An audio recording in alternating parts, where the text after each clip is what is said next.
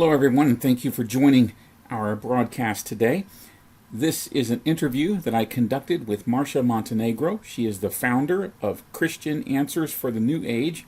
She's a former astrologer and former New Age practitioner who is now a Christian warning other people of faith about the dangers of the New Age movement, and also reaching out to people who are currently in the New Age movement to tell them about Jesus Christ and the love that he has for them. This is a great interview, and I hope you'll stay tuned to the very end. Without further ado, here is the interview. Well, welcome everyone. It is great to have you with us, and I am delighted for our awesome guest here today. I met Marcia about maybe 3 or 4 years ago. We did an apologetics event, Christian event at our church, and she was one of our guest speakers, and I have really enjoyed getting to know her since then.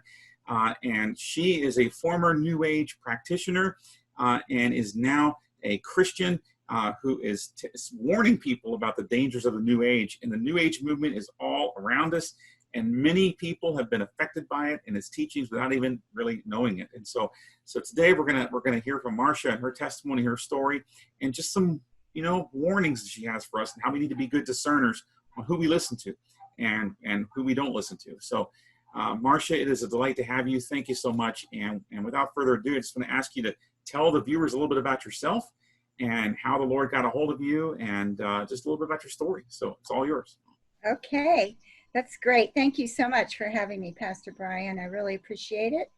Absolutely. I like sharing what the Lord did in my life. I was very resistant to becoming a Christian.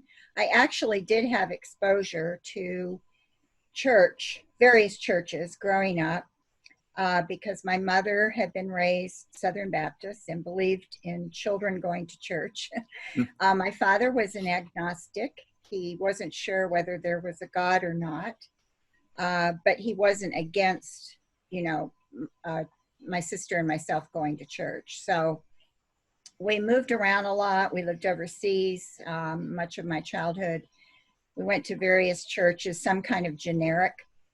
And in high school, I really got interested in other religions. And I lost a lot of interest in Christianity. To me, it was very boring.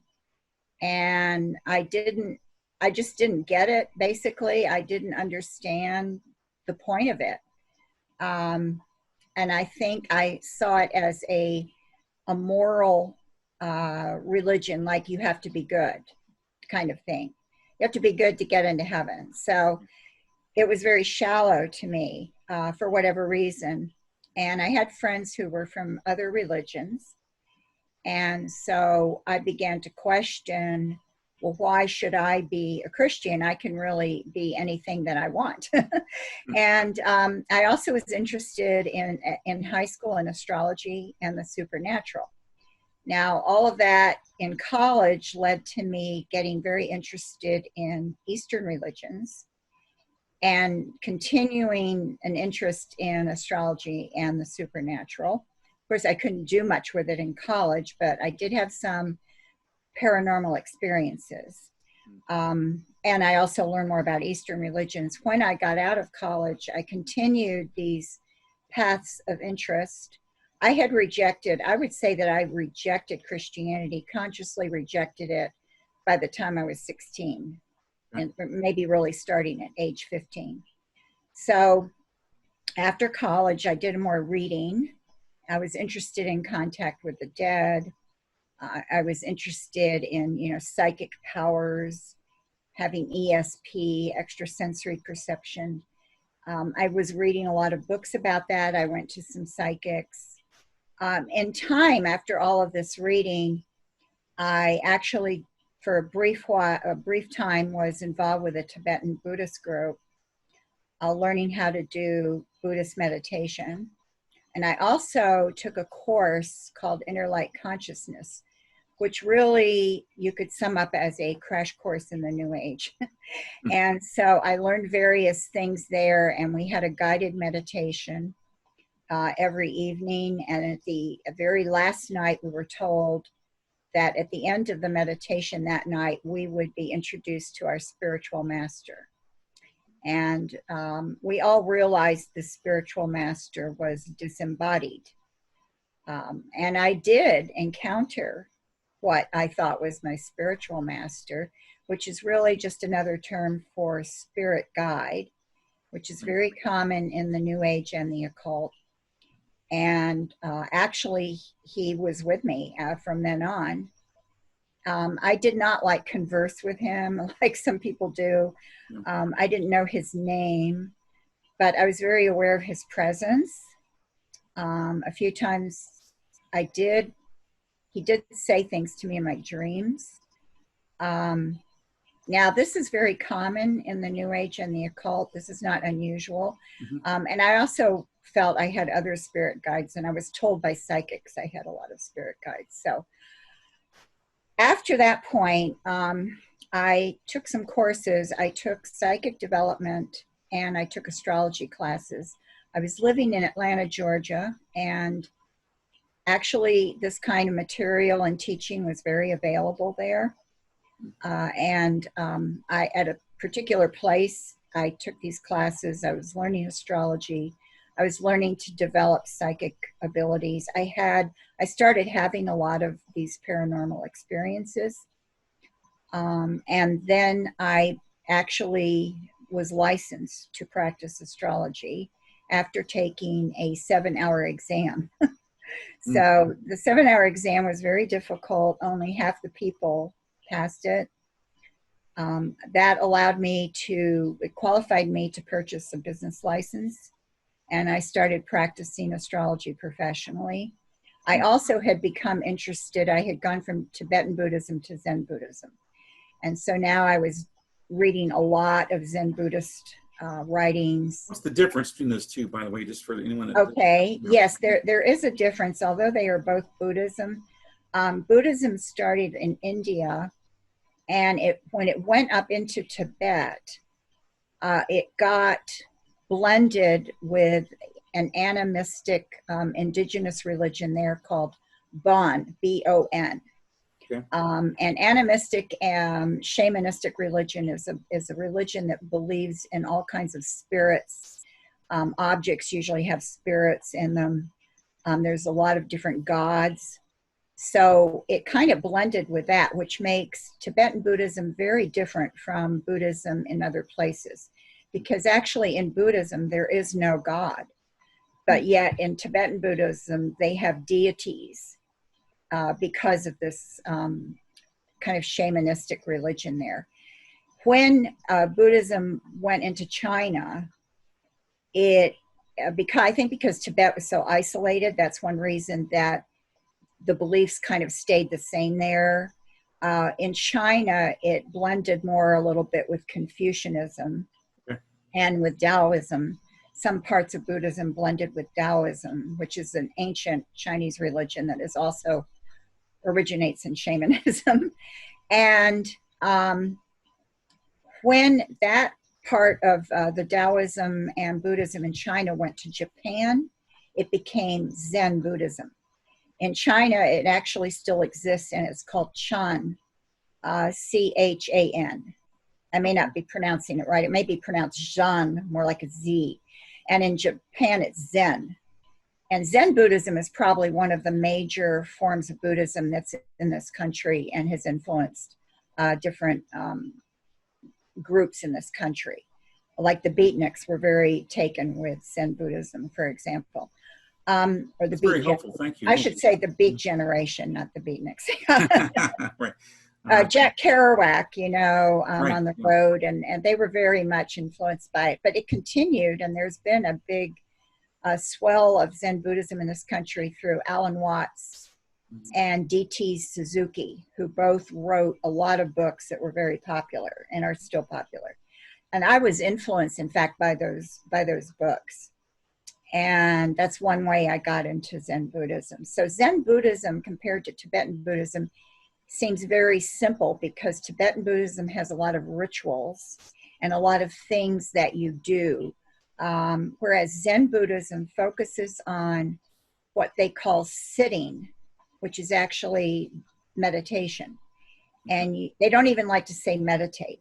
they kind of strip all the extra stuff off and get it down to bare bones, is one way to put it. Whereas Tibetan Buddhism has all the bells and whistles.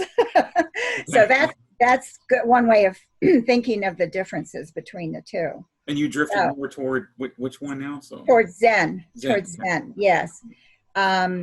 It seemed to have a simplicity about it, but also it seemed very profound to me because it expresses a lot of ideas in what seemed to be paradoxes.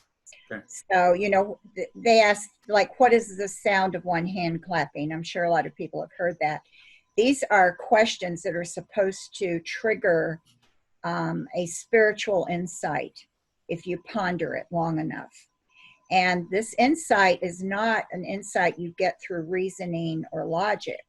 It's just, it's supposed to be an insight that goes beyond the mind and beyond the intellect, because actually in Buddhism, your mind and your intellect is in the way of your spiritual understanding. It's a barrier. Do you find that there's a lot of postmodernism and postmodern thought kind of mixed in with this? Because it's sounding a little postmodernish, you know, to me. Well, I think that it's compatible with a lot of postmodern views, but I don't know that I would call it postmodern because it actually goes back before what we would call the postmodern age. Right, right. I think that it is aspects of it, especially in the United States, are compatible with it. Now, when I talk about Zen Buddhism and having been in it, I'm talking about it as a Westerner who followed it here, right, as a New Ager, which is not quite the same as somebody in Japan who's following a very strict Zen Buddhist path as a monk, for example, maybe, or with a teacher. It's going to be it's going to be very different there, or somewhat different and more restricted. Right. In this country, because of the strong sense of individuality and freedom, when Eastern religions are adopted by Westerners, like Hinduism or Buddhism, they're often mixed with other things. And so I don't want to sound like I am an expert on Zen Buddhism. I only know how it is for Westerners in this country. Or I know a little bit about it in Japan, but I know more about it here. And so it mixes. A lot of people who take on Zen Buddhism in this country are also involved in other New Age, what I would call New Age spiritualities, like I was. So you know, I was also into astrology and spirit guides, etc. So would you say that, you know, getting back to your story, that your focus when you were part of the New Age movement, your focus was astrology, and then you kind of had some other things kind of along the edges, or was that the description? Astrology was not my focus initially. My interest in it was always constant, but I didn't actually start seriously taking classes until I had already done the Tibetan Buddhism, and then gotten kind of into Zen Buddhism and psychic stuff, and then I studied astrology. So astrology did become a focus after I studied it, and I got licensed to practice it legally. Then it definitely was a focus, and at that point, the Zen Buddhist meditation, I still did it every day, and I still was into a lot of New Age things, but they were definitely not my focus as the same way astrology was, because I had clients, you know, so I was actually seeing people and getting paid for interpreting their birth chart is what I was doing. So for the uninitiated, can you give us like a 60-second or overview, if that's possible, on what is astrology? You know what? Yes, that's good. That's good that you asked that, because a lot of people mix it up with astronomy. Right, yeah. And of course, astronomy is a scientific study of space and the heavenly bodies. Right. And so you're studying data. Mm-hmm. Now, with astrology, you are looking at some of that data, like you're looking at the sun and the moon and the planets and their position relative to Earth. But astrology gives a meaning to it. So there's, you know, astronomers don't look at Mars and think that Mars in somebody's chart is going to indicate their ego. or how energetic they are. You know, they don't give a personal meaning to it. But astrology will look at the person's birth chart and interpret the sun a certain way. They'll interpret Mars, and depending on the zodiac sign it's in. So if your Mars is in Sagittarius, it's very, very different than if your Mars is in Pisces, for example. So when you do a birth chart, it's the picture of where the planets were relative to the place where you were born at the time you were born. So to get an exact chart, you need a birth time. And how does it help someone? I mean, what is the appeal of that? I mean, you know. Well, the idea is that it shows not just who you are, it shows all your potentials for good and bad. It shows your path in life. If you're an astrologer who's into a certain kind of spirituality, like I was, then I would interpret the chart also as the spiritual path of the person. And I would give a spiritual meaning to things, which most astrologers do. And especially, of course, all the New Age astrologer. New Age gives spiritual meaning to everything, so you can't separate the two. Mm-hmm. So you're looking at it, so you're giving a psychological / spiritual picture of the person and their life. So you're looking at things like influences from childhood. What kind of relationships does this person have? Is this person drawn to domineering partners, or are they drawn to angry partners, or are they drawn to childlike partners? You know, so you go through the whole relationship thing, and you look at the job area. You know, what are your talents? Where do you do best? How can you develop your potential? It's really like the whole picture of who you are and your whole life journey. I mean, supposedly. Is it accurate at all, or does it work? You know, well, I'm not endorsing it by asking that. Right? No, definitely not. And I'm not endorsing it with my answer when I say that yes, it does seem to work. Mm-hmm. But there are reasons for that. Number one, there are many things all of us have in common because we all have human nature. Right. So. You know, there are a lot of characteristics, even though we're all different, unique people, there are a lot of characteristics that we share. Yep. You know, I think you find this out just in general conversation with people that, oh yeah, I feel that way too. You know, when you know, that my boss says that to me, that makes me feel this way. So we all have these general reactions to things. And the other there are other factors. Another factor is that the person wants to believe. Yeah. If they have asked for their chart to be done, they either already believe in it, or they think it might be true, or they're wanting to believe in it. There's a seduction process when a person is sitting there hearing about themselves. It's just very seductive. Yeah. And you're sitting there and somebody's talking about you and they're sympathetic. Yeah. And they're saying things like, you know, oh, I know this is a difficult thing in your marriage and blah, blah. You, even if you're not positive that what they're saying is correct, you tend to agree. Yeah. And you either hear what you want to hear, or you hear what the person says is like, I'll say something and it'll be correct. The person will remember that. I'll say something and it may not be so correct. They'll forget it. It's called selective memory.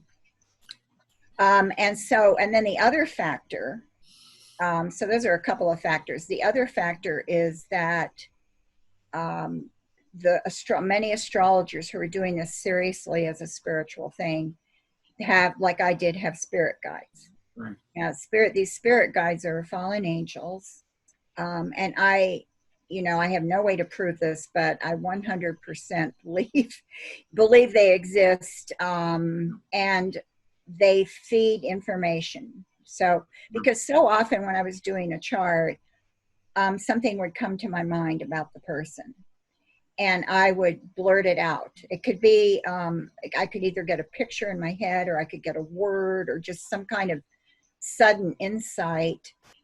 And I would say it, and the person would say, yes, that's true. And it would be something there would be no way for me to know.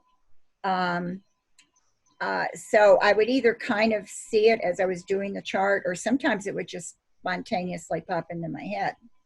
Yeah. And I had that happen most of the time when I was doing a person's chart. Which is a warning that just because something works doesn't mean we as Christians should pursue it. Exactly. Because a lot of things in the world of the occult and the New Age seem to work. And sometimes they do work. There is accuracy, because there are these fallen angels behind the scene who know information about the person and can pass it on to the astrologer or the psychic or the medium. So I don't want to derail you from your testimony and story back to that, but this brings up a huge question. Your testimony and your claims that you're making rests on the claim that the supernatural is real, that there are such thing as angels and fallen angels, and right. Of course there's a lot of skeptics out there, people probably watching this interview that think we're both nuts to be talking like this, that science is all there is and it's just material universe, and and how can we be talking about angels and demons and devil and God, and it's just crazy. So based on your experience though, do you feel that there is strong evidence, both objectively and anecdotally, for spiritual reality?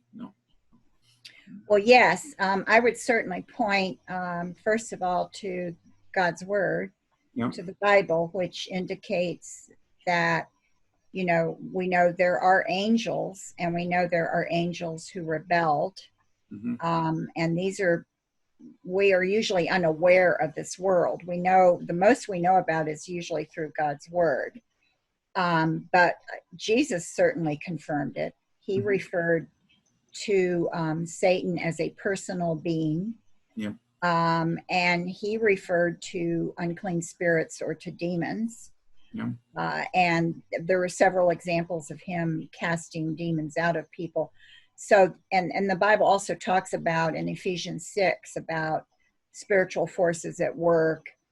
We see in Jude the Archangel Michael, who is Satan is having sort of, I guess, challenging Michael, and Michael says, "The Lord, rebuke you." He's having a real encounter there with Satan. So, and there are a lot of examples. So we know from God's Word, if somebody believes God's Word, then would be very hard to reject the supernatural unless they just wanted to pick out the parts they like and leave out the parts they don't like. For people who don't believe in the Bible, I mean, of course, New Agers believe in the supernatural. I just want to add something. This is for Christians. Any Christian watching this, you've got John, the Apostle John says, test the spirits, because the devil disguises himself as an angel of light. And when I'm hearing you talk about your testimony, the spirit guides or master, spiritual master, whatever, and all that. That's just John's coming to mind, because I mean the devil and his forces can masquerade as helpful, benevolent beings, and mislead a lot of people. And so just because something works does not mean that's a road we should go down. So I just want to offer that. And things wouldn't be deceptive if they weren't appealing. That's right. If it looked evil or made you feel horrible, then you wouldn't be interested. Right. You're only interested because it's appealing or it seems good and helpful. And that's exactly how these things work. And I always tell people the New Age always appears helpful, kind, and beneficial. Mm-hmm. It always looks positive, always. Mm-hmm. And that's why it is so seductive. In contrast to biblical Christianity, which often comes off as controversial and upsetting. Yes. People, they read stuff in the Bible and I'm like, what? I don't, that doesn't fit with my lifestyle. It doesn't fit with me. And the New Age movement comes along and says, hey, and it's very seductive, It's hey, you can believe in yourself. You can do anything. You're really good, and you have this power you're not aware of, et cetera, et cetera. And then there are all these methods that they offer that seem to be helpful. And it all focuses on you. And we naturally like things to focus on us. You know, we really... We are our favorite subject, you know. We are our favorite subject. I mean, Yeah. that's one reason astrology is so popular. And it continues. Astrology sort of has a consistent popularity in this country. Because of that, it seems so tailor made just to be about you. And that's very seductive. So all these things are just super seductive for people. What would you say, though, to you were about to say this and I cut you off. So what would you say to the skeptic, the atheist, you know, the about the spiritual world? Yeah.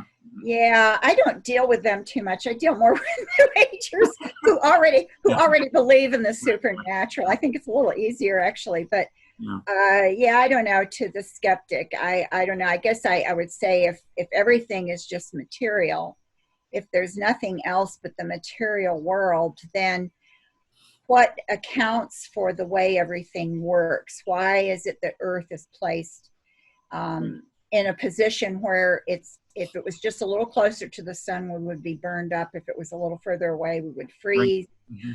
Mm-hmm. Everything seems to be organized, very organized.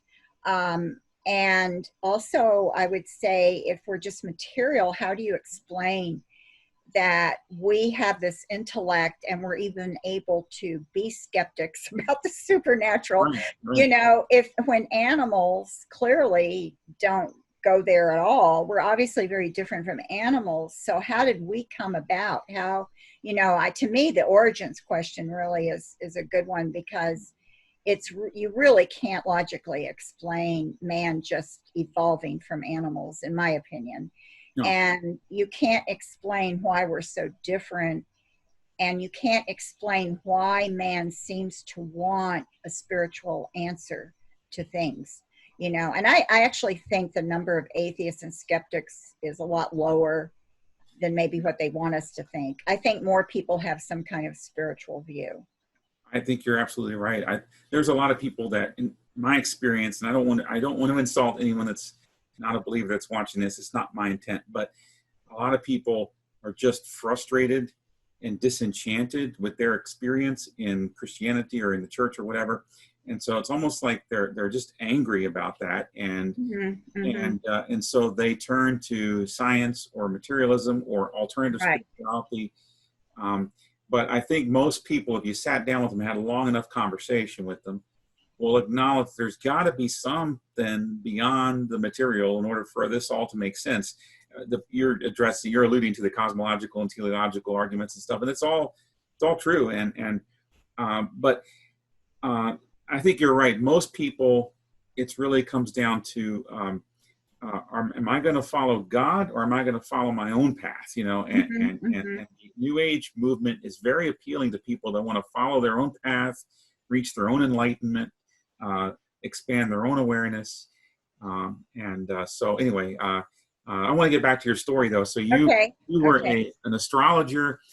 You took a 7-hour exam, which is like a law degree, almost like a bar exam or something. Yes, yeah, the bar exam for astrologers. I don't know. I mean, people that get real estate licenses have to go to that kind of a stuff. So, and you became the president of the I don't know what you call it. The Astrological Society in Atlanta. So tell us about that and all that. Yeah. And before that happened, actually, I got onto the board of astrology examiners, which was set up by the city of Atlanta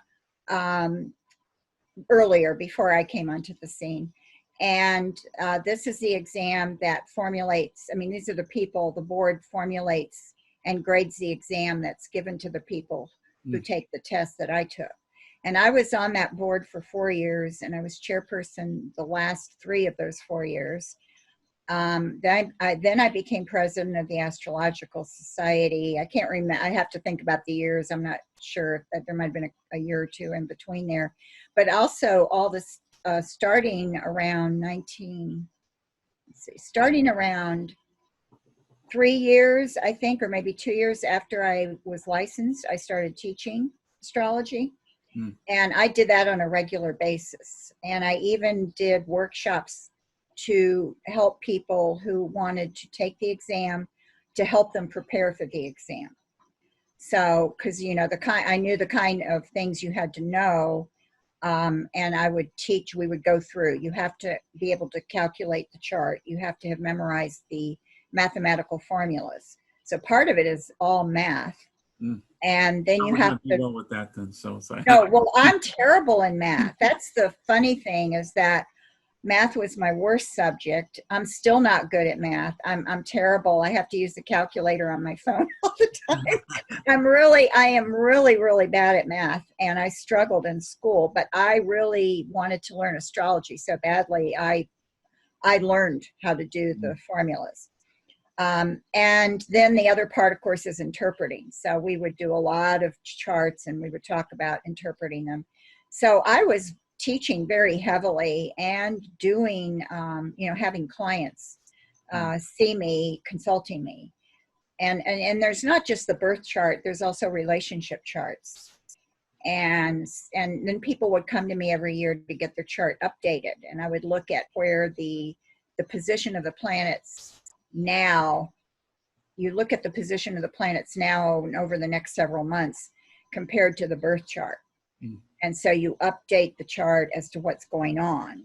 So that's another thing you do in astrology. There's lots of things that you can do with it. Some people use it for finances. I just find an irony that I don't know if people are seeing, but the appeal of getting into the New Age is this freedom. I can be my own God, basically. You know what it comes down to. I can go my own way, go my own path. And yet the whole premise of astrology is that your life is governed by these forces that are outside of your control, like, you know, like the position of the stars and the planets and everything. It's just, I find it very ironic, you know, so I just. Well, they don't actually, my contemporary astrology wouldn't put it that way. They wouldn't say we're governed by the stars. Okay, right. This is an idea that this is when astrology was very fatalistic. Okay. That idea probably existed before the late 1800s, early 20th century, because when psychology came along, it changed everything. Okay. Psychology influenced astrology tremendously and really changed it. It didn't change the basic meanings of the planets and the zodiac signs, but it gave this kind of new additional ways to interpret. Okay. So actually, the way I would explain it to people, because I had a few people say that to me who were skeptics, like, oh, do you really think that the planets, you know, influence your life or something like that? And the way the astrologer sees it is that the position of the planets at your birth represent your life. They don't exert an influence on you. They represent something. And the potential is there for good or bad. So it's really up to you as to how you use those energies as I used to put it. You know, like if I see this planet in your 7th house of relationships, whatever the planet, let's say Neptune, which is a planet of deception. You know, I could say, all right, a bad way you would use this would be you would be drawn to people who deceive you all the time, who cheat on you. But a good way would be that you could be drawn to a creative person and have a very creative kind of relationship, you know, and you just have to be careful and not be drawn. This is a very broad example, but it's the first thing that popped into my head. So it's always given to you that you have a choice on how to use these planetary energies. I see. Okay, that helps. But man, this field seems ripe for manipulation and exploitation, you know. Oh, it could be. Yeah. If you wanted to use it that way, yes, you could. I mean, I wanted to help people. I genuinely, you know, I had one time wanted to be a social worker when I first entered college. So I really had this desire to help people. And I saw this as a way to help people understand who they were and how to live their life better and how to follow their spiritual path. That's really how I saw it. Yeah, if you were a kind of person who wanted to use it to manipulate someone or to pass on your own ideas to them, you know, you could do that if you wanted to. Well, let's get back to the testimony. So yeah. It's a cool story. So okay. Yeah. So I was very involved in this world and totally hostile to Christianity. And then I started to get this compulsion to go to a church, which was very strange to me. Compulsion's the only, I don't know if it's the right word, but it's the only word I can think of to describe it. And I was noticing churches like all the time. And I had this kind of curiosity about what was going on in the churches. I mean, any church, not any particular church. And it really kind of just stayed with me. It wouldn't go away. And it got stronger and stronger. And I mean, this went on for several months. And finally, after I attended an astrological New Age conference in Oregon, where I spoke and I did some workshops and I was on a panel, I came back to Atlanta and I decided that I would go to a church because I felt that this compulsion, there had to be an explanation for it. And my explanation for it was that it was coming from a past life. Now, I believed in reincarnation, which I forgot to mention. And I believed that, you know, when we died, we would come back as another person. But it would be the same soul. And you would continue doing that, you know, and then in time, supposedly, you spiritually evolve. Of course, that's according to the New Age idea of what spiritual evolving means. So I thought it was probably from a past life or maybe several past lives as a Christian. And so I thought that I could go and something would be revealed to me. I would have some kind of insight, or I needed to, I felt like there was something I needed to understand that I was missing. So I went to this church. I picked a large church in downtown, kind of downtown Atlanta. It was sort of on the edge of downtown. And I actually sat in the car for like 15 minutes. I felt very strange about the whole thing. And then I went into the church and I sat in the back at the end, you know, so that I sat right on the aisle seat so that I could leave real easily, because my plan was to stay for about 15 or 20 minutes and then just leave. That was my plan. So the service started and everyone stood up and there was a procession from the back of the church. And there was a young boy carrying a cross, you know, or probably maybe a young teenage boy carrying a cross. And as he walked by me, I had this this really strange thing happen to me. I felt this, what I call a waterfall of love, falling on me from above. It was very, very real and very powerful.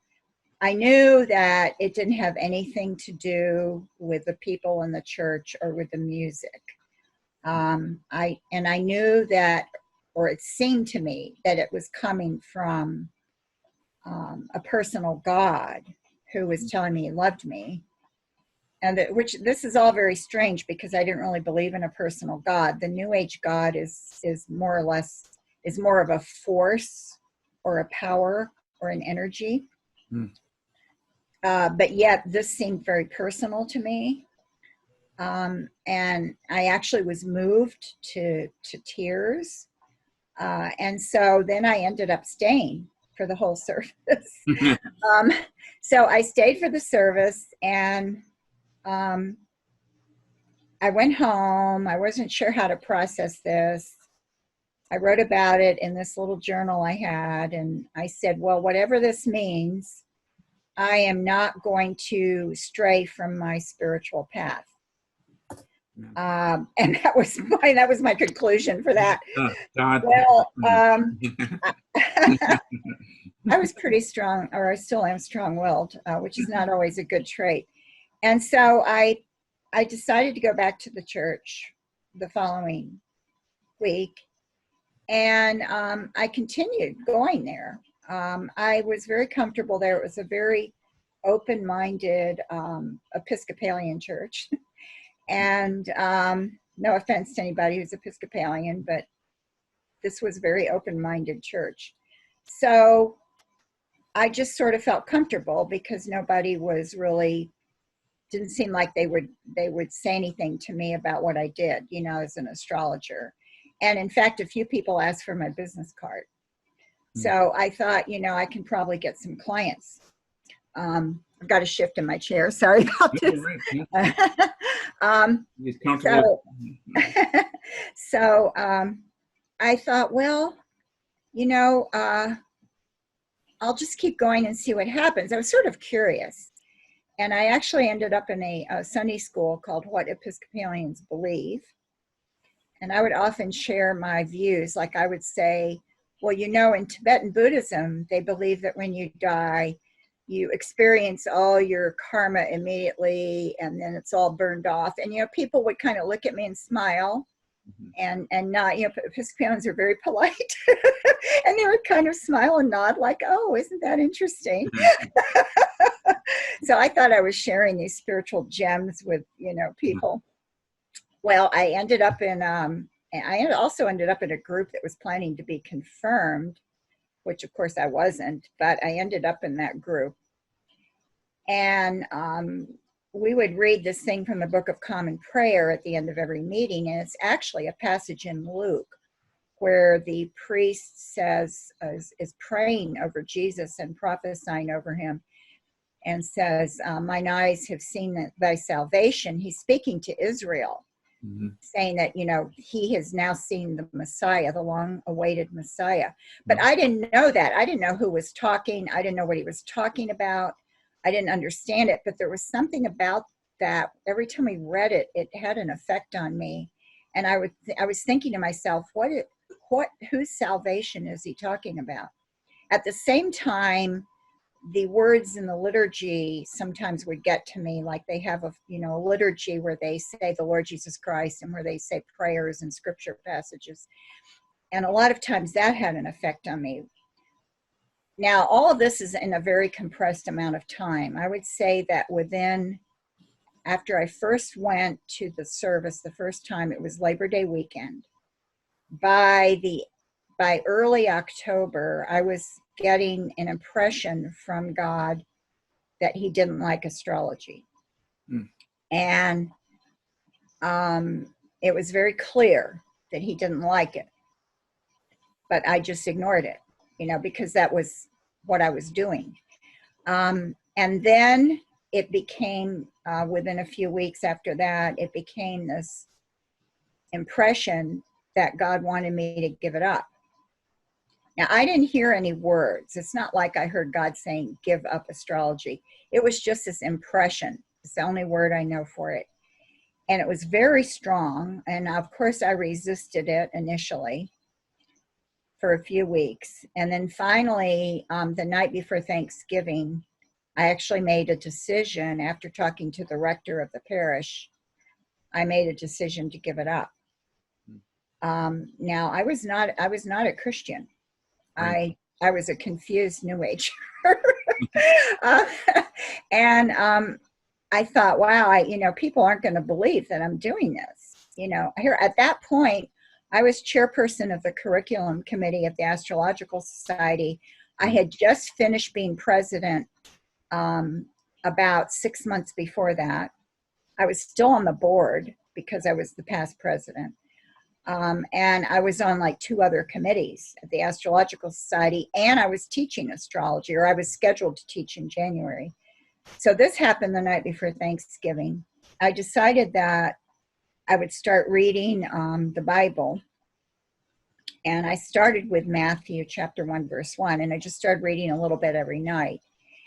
And I got to Matthew chapter 8 a few days before Christmas. And it was while I was reading the account in Matthew chapter 8 about Jesus on the boat and the storm at sea, and how the disciples wake him up and he rebukes the sea and the wind, and it immediately becomes quiet. And something about that account just grabbed me, and I kept rereading it. And while I was reading it, I suddenly saw who Jesus was. I mean, I realized he really was who he said he was. He really was the Son of God. He really was a savior. I realized I had been separated from God my whole life. I realized that my spiritual path I had been pursuing was totally wrong and was not leading me to God. And I just, in that moment, basically gave all that up and gave my life to Christ. And that was the moment I was born again. It was a very vivid moment. I didn't use any lingo. I didn't say I repent. I didn't even say forgive me of my sins, because that was not part of my vocabulary. Right. But I knew that I had to trust Christ to be reconciled to God. I knew that without understanding the terminology. And then I knew I was a new person. So everything changed from that moment on. And I do need people to know that I had been working a few months part-time in the office of one of my clients, secretly giving him information on the employees based on their birth dates. And that's why he hired me there. And in that office, there was a young Christian man who had just kind of befriended me as a coworker. He knew I was an astrologer. And I found out 4 months after that, almost accidentally, that he had been praying for me with a young adult group at his church. So all that time, when all those things happened, when I got the compulsion, to go to a church, and then the impression about astrology, all that time they were praying for me every time they met. Power in prayer, Yes, yeah. My story is very much a testimony to prayer, praying for somebody, because I did have a few people off and on in my life witness to me, but it had no effect on me whatsoever, except to make me angry. So part of it was the way they were doing it, but I don't want to blame them for it. I was very resistant. Really, it was this prayer from this young adult group at this church, and God, I assume God burdened this young man to pray for me. He never told me astrology was wrong. He never preached at me. He never, he just befriended me and would ask me questions, and he was just a nice guy. I knew he was a Christian, and he was just this very nice guy. I liked him as a friend and coworker. And so that's what happened. That's how I came out of it. What year was this that you accepted Christ?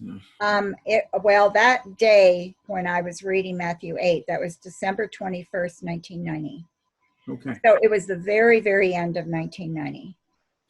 Now, I want to say to our viewers that we're about to wrap up this one, but we will be back with Marcia in a week from now, and talking about psychics, and talking about whether we should communicate with the dead and what that's all about. We're going to talk a little bit about the medical medium, Anthony William, and a little bit about that. So stay tuned for that interview. But Marcia, how long have you been, you have your ministry right now that you founded, Christian Answers for the New Age. It's a fantastic resource website. I mean, the articles on there are great. I go there a lot when I need go-to information on different aspects of the New Age and how much it's influenced our culture. But can you tell the viewers a little bit about your ministry, how long you've been in that ministry, and how they can learn more about you? Okay, sure. Thank you. Yes, I actually people started inviting me to speak actually when I was still a pretty new Christian. I didn't have the ministry then, but there was a real need. People really wanted information on the New Age. And so I started sharing my testimony and talking about the New Age. And that developed into a full-time ministry. I went full-time in 1998. I operate through a mission board, Fellowship International Mission in Allentown, Pennsylvania. So I actually operate as a supported missionary, supported by various churches and individuals. And my full-time ministry has been going since 1998, so that's 22 years now. And the goals of the ministry are to reach out to people in the New Age and the occult, and share the truth of Christ with them. And the other part of it is to educate Christians on the New Age and the occult so they can be aware of it, because it has definitely gone mainstream in our culture.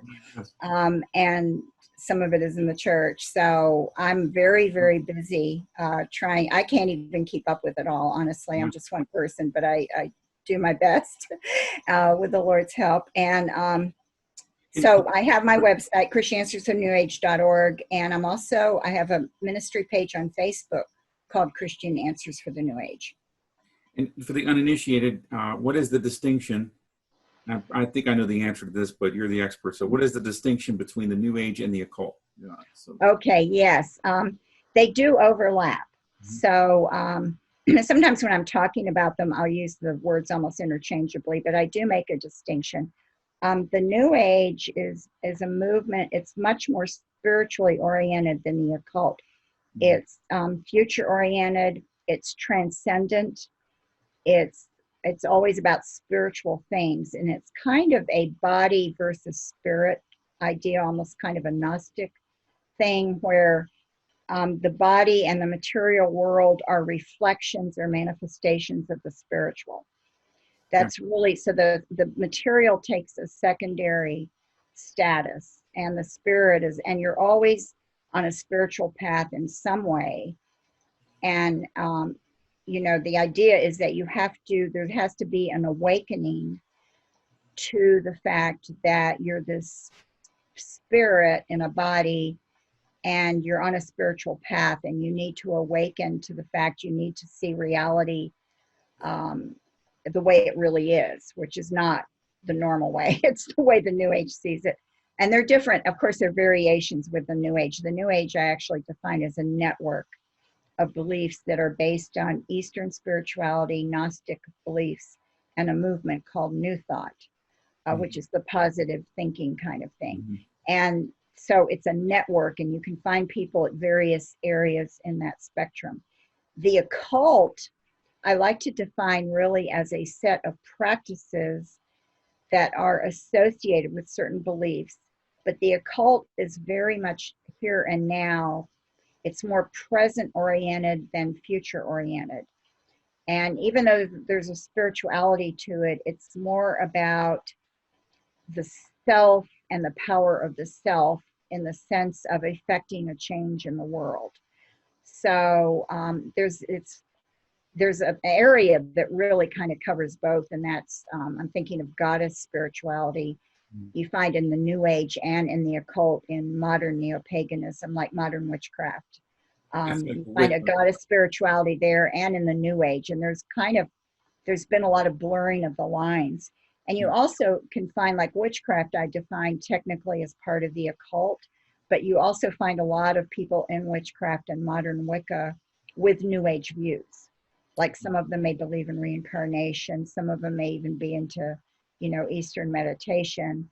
But strictly speaking, the occult is not into these kind of things that the New Age is into, like the meditation. They're more into finding what area they can practice. So that could be tarot cards, it could be spell casting, it could be healing. The healing area is very big in both the New Age and witchcraft and the occult. And actually there's a lot of crossover there as well, because they feel that you can, I should say one of the biggest distinctions is in the occult, it's very much nature oriented. So nature is sacred, and nature is the model for everything. The earth is sacred and nature is the model. So if that's done in nature, then it's okay because nature does it. This happens in nature, so it's all right. And even though you find people in the New Age who are very environmentally oriented, and there's something even called deep ecology, which is like a spirituality connected to the earth. It's a little different. In the occult and neo-paganism, which there's even distinctions there, but I would be talking too long. It's more focused on, It's just more nature focused, and maybe on having various gods and goddesses, depending, not always. But the occult, let me say this before I forget. Deuteronomy 18:10-12 is a list of all the occult practices. So that's divination, sorcery, and spirit contact. So those are all practices. That's what I was just gonna bring up, because with the occult, you see that in Bible times. I mean, it's like yes. Yes, I think Solomon wrote Ecclesiastes, but there's some debate on that. But whoever wrote Ecclesiastes talks about there's nothing new under the sun, and you see a lot of this in the ancient world. I'm sure you've studied the ancient variations or ancient versions of what we're seeing today and stuff. Paul has an interesting passage in Romans 1 where he talks about people that worship the creation rather than the creator. Yes. And we see that in the New Age movement today. Yes. So, and so you see crossovers between them, but then people who are, for example, who do sorcery or are really into occultic practices, their views are often different from what I would call a New Ager. Okay. So they don't have this spiritual involvement and everything. They may have a thing about a spiritual path, but the New Age is so future oriented, and the New Age also is always positive. Whereas in the occult, they acknowledge dark and light forces. And even there, to add a whole other twist to this, you got the Church of Satan, and I think a lot of Christians, and I made this mistake early on, just assume that people who are witches are Satanists, and right. And now they may be indirectly, because I would say they probably are indirectly, but intentionally they're not going in saying I want to worship Lucifer, Oh no, witches think Satan was invented by Christians. Yeah, who don't even believe in his existence. Yeah. And actually, a lot of Satanists don't either. Oh, Satan is more of a figure Yeah. that represents individuality and not accepting the norms of society, not accepting anybody's moral code. You make your own code and you live life according to how you want to live it. It's all by your will. So, Satanism, I even make a distinction between Satanism and the occult. I just put it in its own category because it's really doesn't fit with any of the other categories. Most Satanists are just kind of, I would say, more like trolls, we use it in the social media sense, they might, some of them might be, the more immature ones, but I think the serious Satanists actually don't like to be noticed. They actually like to do things secretly and quietly, and they don't want to be noticed. The really serious, there's a lot of immature people and there are people who think they're Satanists who I don't think they're really Satanists. They just do it to be provocative. So it's a very tricky area to talk about because there's no standard for anything, and there's a lot of varieties, Well, the whole New Age occult Church of Satan. Yeah. It's hard to get your arms around. around. It's very, and it shifts, it changes. So it's hard to define it and really, have real clear boundaries there. It's very difficult. Well, I want to thank you for your time on this interview. Sure. This has been a great interview, a lot of interesting topics. Thank you. Thanks for having me. We've touched on a bunch of different things, and maybe in future interviews we can go in more in depth on some of these points. Okay, sure. The next one will be talking about the medical medium and the psychics and talking to the dead and all of that. We'll go in depth on that. I look forward to that. So great. Thank you for your time, Marcia, and thank you for the great work you're doing in your ministry. So thank you so much. I appreciate it. And thank you all for watching. God bless you, and we will talk to you later. God bless.